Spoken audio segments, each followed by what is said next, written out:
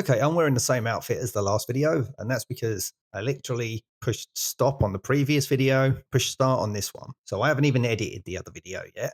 So I have no idea how that turned out. Got no idea if there's going to be a clicking in this audio. I just need to keep making these videos, and I am trying to build a backlog so that I don't skip a week. As I said in the last video, this week ending has come around quick. Now, to be fair, and to give some context about where I'm at, this is like the 2nd of January, which means the last video was filmed in between Christmas and New Year, and Christmas and New Year and all of those things had to happen. And I had work to do in between that. So it feels like it come around quick. Anyway, the reason I'm in the same outfit is because I've gone from one to the next.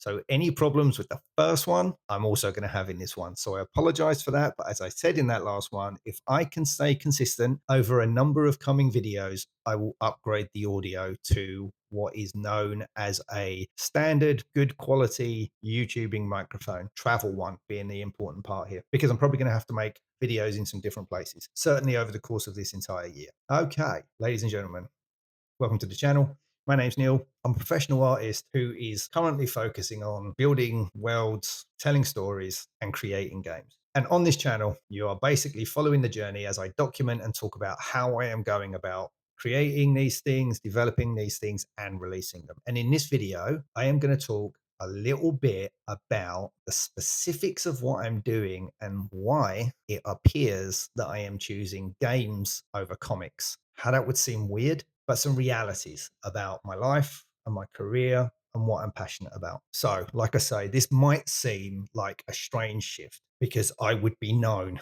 for creating comics. My entire career, I would be known for creating comics. I've done plenty of other stuff in my career, plenty of concept work, plenty of IP development. I have not just been a comic artist, but front facing, everyone's going to know me for comics, whether it be 2000 AD, whether it be comics and Bazooka Jules, or whether it be all of the work that I've done with DC or Wildstorm before them. The thing that anybody might know me for would be comics. And so the expectation would be for me to release comics, certainly given Bazooka Jules and the fact the majority of people who ask me for anything ask me to finish Jules. Even on this channel, I've talked about finishing Jules. So therefore, it might seem like a strange shift to suddenly be saying, I am currently working on tabletop games. But for me personally, and anybody who actually knows me personally, they would know that that isn't really a big shift. People that know me know that whenever I get passionate, whenever I start to talk about projects and get animated and get excited, I'm usually talking about games, tabletop games, usually RPGs. You know, comics have been a huge part of my life, but not just as a creative, not just as my career,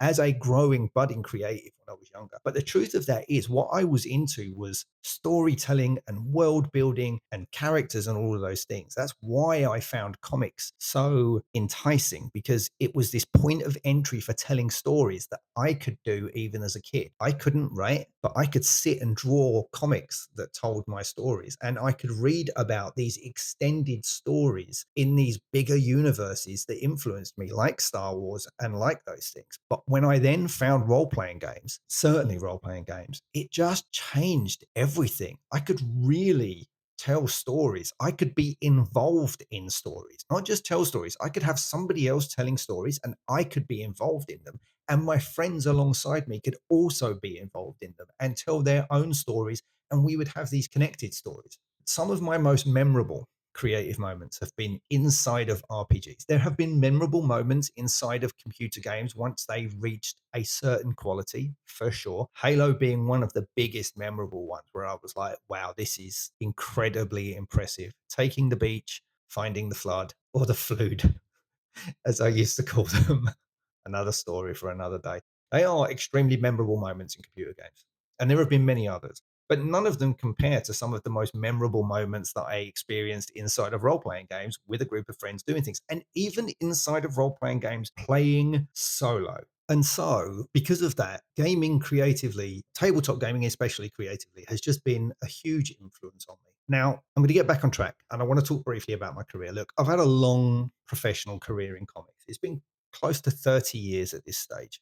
Longer, actually. I say close to 30 years. It's been longer. It's been 30 years since we started ComX. let alone the work that I did for 2000 AD before that. So I've had this career in comics for a long time, and I am extremely grateful for that career and all of the other aspects of my career and my life that that career has brought me. I do not want it to seem that I'm not grateful for that. But the truth is, that career exists because of my passion to create my own worlds and tell my own stories. And the way that I could do that when I was younger was to draw them. And because I was seen as drawing a lot, drawing then became encouraged. Nobody ever called me talented when I was younger. I've talked about this before. People didn't say I'm talented. Editors told me I would never work in comics. What people said was I was passionate about it. And I was. One of the reasons I was passionate is because I was getting to tell these stories. Even if I was working on my portfolio, one of my favorite things that I've ever drawn, and if I can find it, I will post it here in this video, is my Spider-Man story, which I started to draw as part of my portfolio to try and get work. So we're talking a long time ago. We're talking 25 years ago when I was first trying to get work. Once comics had gone the way it had gone and I was first trying to get work in comics, I knew what needed to be done. I needed to build a portfolio that highlighted I could tell stories using other people's characters and things. And one of the things that I started to work on was this Spider-Man story. But instead of just taking something that somebody had done before, I wrote my own Spider-Man story. And I really wrote that Spider-Man story. I wrote a 12-issue miniseries in the end. I did something similar midway through my career where I really wanted to work with two characters in the DC universe, Knight and Squire. So I wrote an entire miniseries. Now, those things never got released because, to be quite honest, the truth is I lacked the confidence in my own ability to write, so I never really pushed for them in the way that I should. But my point being is my passion for art and drawing has always been so that I can tell stories and not just sit and write those stories, but show visually this is what I mean by this.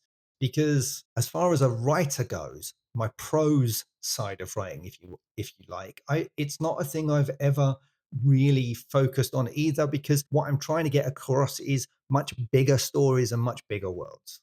And so that's where that's how my career took the trajectory it did. It was this passion for drawing to tell stories that led to an ability, a skill that I learned, not talent, a skill that I learned to draw the way that I have. And that led to me getting work in comics and all of those things because it reached a point where I'd convinced myself that's what I was trying to do. But along the way, I'd lost sight of what it was that I was actually trying to do. Now, if I was trying to do that now, things would be very different because we do live in a time where you can write and create and develop your own things and get them out into the world. But back then, when I was doing it, it wasn't really an option. And so I just got into this idea that that's what I was going to do. I was going to draw comics. But I was, even then, I always had this idea that I would get in the door by drawing comics, but I would become a writer artist. So that's where my career has been. And as I say, I've also covered what was meant to be my next point, which is I have always been this lifelong TTRPG player.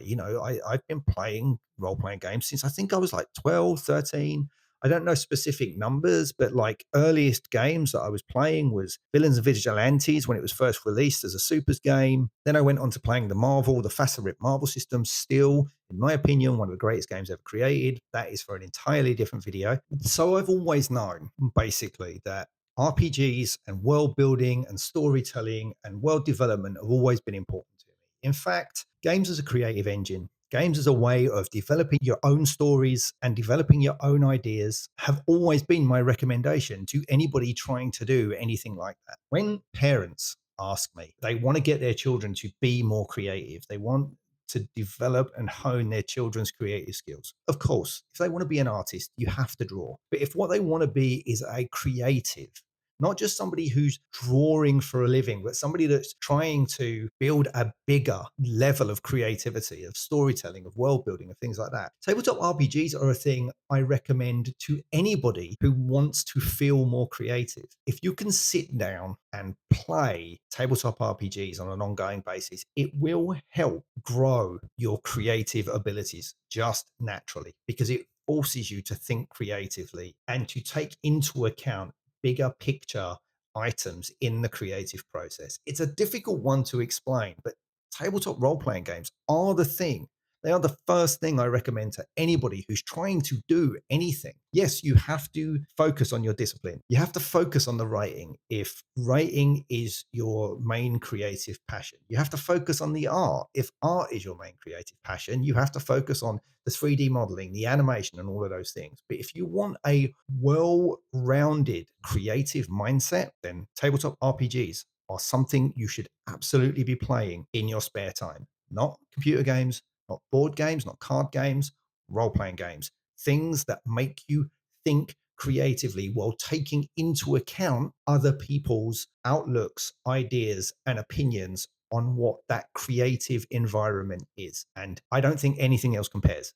in my opinion. And I would say the same for solo TTRPGs. If you can't find a group, if you've never played a role playing game before, find a small, easy to play TTRPG. There are so many recommendations on YouTube right now, and I will probably even cover a few at some point. I would say Kariko, A Magical Year, sits right up there for the easiest entry. And then I would say Starforged for something more involved, but certainly being able to craft a far broader, more involved story. So, yes, I see games as the creative engine, and I would want to build worlds that other people can play it. So that is why games over comics right now fit me better, because it's the thing that I'm genuinely passionate about. And in building these things, I am still building the world of Bazooka Jules over time. I'm not abandoning the idea of Jules as a comic, but right now I need to be passionate and stay focused on things that I can move forward with. And I think when I'm working on the Jules comic, because there has been a sizable amount of work done on that comic, which I might release, I haven't made decisions on that yet. As I said, in these early videos, I am talking in much broader terms here. So I will come to the Jules comic at another point and the amount of work that's been done and what I plan to do with it. But at the moment, I have to stay focused and passionate about what I'm trying to do. And what I'm passionate about is making worlds that people can tell their own stories in or experience their own stories in, not just follow the story of one particular character or a group of characters that I have written a story about. Now, I've played around with Welcome to Caliber Bay as a playable game for many, many years. I think I was playtesting Welcome to Caliber Bay at least 10 years ago with gaming groups in Thailand. If you go back through my Instagram, you will definitely find posts for Welcome to Caliber Bay that are at least 10 years old, if not 15 years old. And I would definitely have been working on a game for it at that point. Why am I not taking this more seriously than I have been? Especially when I am so passionate about tabletop role playing games. Like I say, I recommend to everybody that they should play them. Certainly, if people want to be creative, but I recommend it to everybody. I think everybody should be playing role playing games, but that's neither here nor there. So, like I say, look, I'm not abandoning comics here. I am just focusing on things that, one, I am passionate about, and two, that I can sustain a creative output for while I am passionate about it. I will talk about Jules in more detail in another video, because I do think it's worth discussing, because I think it covers part of what this channel is meant to be about, which is the real struggle of trying to get a project done and finished and released and out into the world, and the struggle of being both passionate about it and having faith in it and having faith in yourself and the things that you are making. I am extremely grateful for the people that have followed me. Something I would like to mention here is the fact that I didn't realize the channel had reached into 100 subscribers. Look, I know that's not a lot, but it's just surprising to me that the channel would have reached that many. So I am extremely grateful for the people who are interested in the things that I make, whether that just be my art or whether that be specifically that they want to see Bazooka Jules, and they will see it. I am over halfway through the prologue to the relaunch of Jules, if you like, the one that sets up the current world of Jules for people who know the original comic. I'm well over halfway through completing it, not just writing it or anything. The prologue is completely written and the pages are already laid out and lettered, and more than half of it is completely finished. The entire first 12 issue arc is completely written. It's not that I haven't done any work on it. And I actually know where a huge amount of the subsequent story goes after the first arc. I know what it all leads to. At the minimum, and I said I wouldn't make promises like this, but I'm going to make this promise right now. I am going to finish the prologue. There's two reasons for that. One, I just want to finish it. I'm going to get to how I'm going to finish it in a video that's already planned in the coming videos that goes along with a time lapse from Batgirls that might surprise people. So I am going to talk about that in the coming video. So I am going to at least finish the prologue. And ideally, I am going to release the first arc. But without getting into specifics, what I would really hope for is that these things that I'm trying to make at the moment get me into a position where I can carry on making this gaming content and pay somebody else who I believe fits Bazooka Jules to draw the ongoing series so that I can write it and so that I can get the ongoing series done because I am passionate about that comic. I am proud of that comic and I'm certainly proud of where it is now versus where it used to be. And I am genuinely proud of the whole universe and her entire arc. I really am. Me not being able to get this done has got nothing to do with the fact that I lack faith in what I've created. It's got to do with a combination of at times I lack faith and I struggle to find the passion to keep drawing it page after page. I just do. I've done it for so long at this stage. And like I've just waffled on about, that was not meant to be where it was going, but that's where it's ended up going. So before this turns into any kind of woe is me type video that these aren't meant to be anymore, this was just meant to be a discussion about why it is that at this point I'm focusing on games and why that might seem like an odd shift and how that isn't me neglecting Bazooka Jules. It's how I build to a point where Jules can be everything that I want it to be. Wow, I just summed that up in like 30 seconds and have just spent however long this video is waffling on about the exact same thing. All right.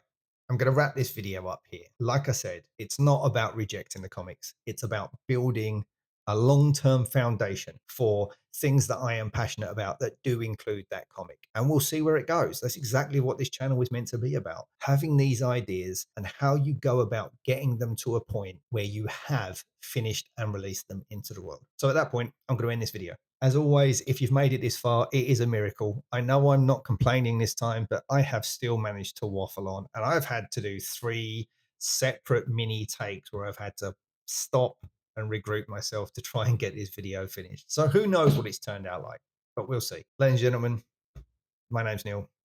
Thanks for watching. I do appreciate it.